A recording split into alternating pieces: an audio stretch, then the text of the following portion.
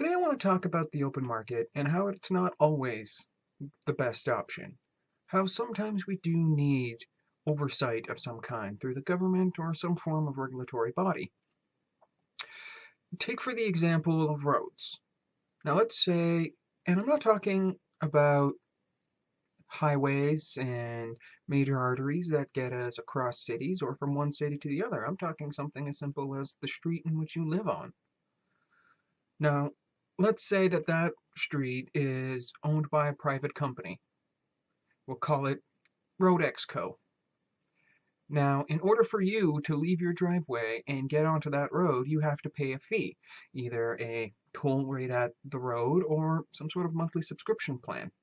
Now, in an open market, you're going to have competitors, you're going to have other companies. So let's say the road at the end of your street is owned by Road E Limited.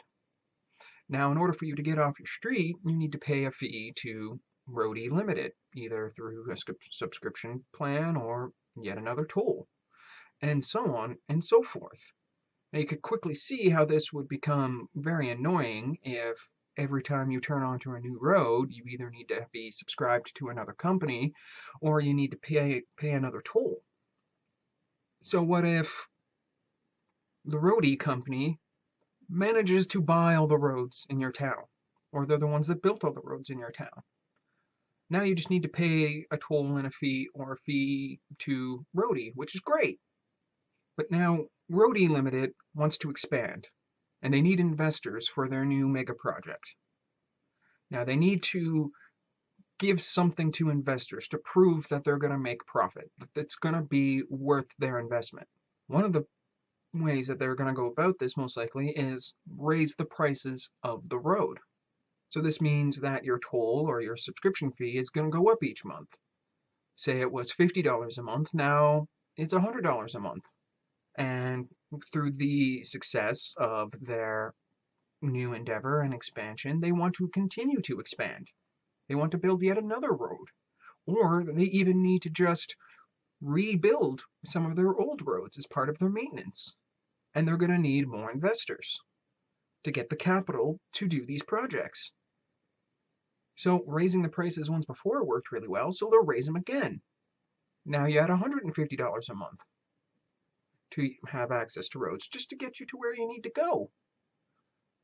And now, since Roadie Limited is the only company in town that owns all the roads, you're stuck. If you want to leave your driveway, you have to give money to Roadie. There's no way around it. Hoping that competitors are going to come in and build new roads is very unlikely. The land's already been all claimed by Roadie. They would have to buy land from you and build a road directly beside it, and probably compensate you for it. But now you have less in order to create an environment in which a competitor can come in. So without any sort of oversight and regulation, Roadie is allowed to go unchecked, to seek the highest amount of profit at any expense to you, the customer. And you'd think, well, the open market would force them to keep their prices low. But without any possibility of a competitor, they have no need to worry about keeping their prices low. Now, let's say that you have two malls in your town or city. You have Shopper's Choice and you have the Mall of the World. Shopper's Choice enters into agreement with Roadie that they will pay Roadie to give people a discount if they shop at Shopper's Choice Mall. Everyone's looking to get a better deal, so everyone starts shopping at Shopper's Choice Mall. And the Mall of the World can't afford to make a deal because they're losing customers at an alarming rate. And eventually, Mall of the World goes under, and now all there's left is Shopper's Choice Mall. Shopper's Choice, realizing that there's no competition, they no longer need to incentivize people to come to their mall. People have no choice but to come to their mall, cancels their deal with Roadie. And now you're back to paying full price for your subscription fee with only one mall you can go to. A more appropriate allegory for this, an example of this, would be the internet with net neutrality. That's kind of what I'm going with. The way that it works is that you have your ISPs, your internet service providers, that own the cables, the physical cables that you need to connect to get access to the internet. Now, left unchecked, they can charge whatever they want for you to have access to their digital roads. There is very little option for competitions due to the incredible price it is to put in new cabling. And without any oversight, there's no one to tell them that they have to rent it out to competitors at a reasonable price. So it's not like another ISP can utilize the existing cabling. It's the one or nothing. And so then you'll get situations where, say, Google comes into your ISP and says, I will give you money if you give preferential treatment to people who utilize our services, whether it be Google search or YouTube. So everyone that goes to YouTube gets a discount on accessing the internet, to the point where there's no other video services. There's no other sites. Companies like Vimeo can't possibly try and keep up with that.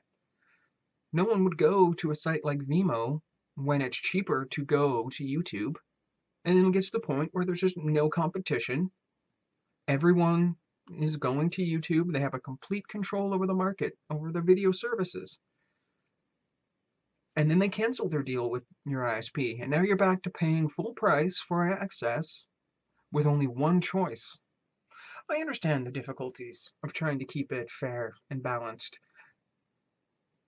Trying to find the balance between letting the market do what it does and the need for government oversight and regulation.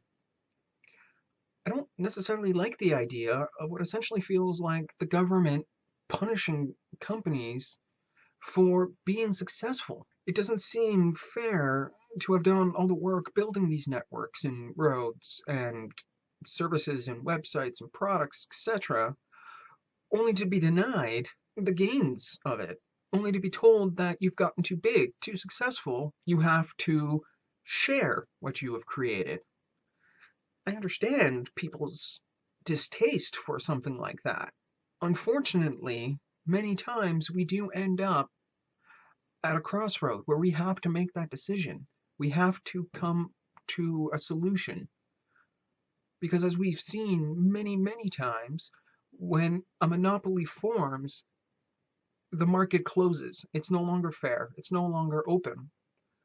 And the companies just do whatever they feel is in their best interest. But anyways, that's where I'm leaving it today. And I'll catch you in the next one. Thank you so much for watching. I look forward to reading your comments below. Please like and share, and please consider becoming a supporter on Patreon. The link is in the description below.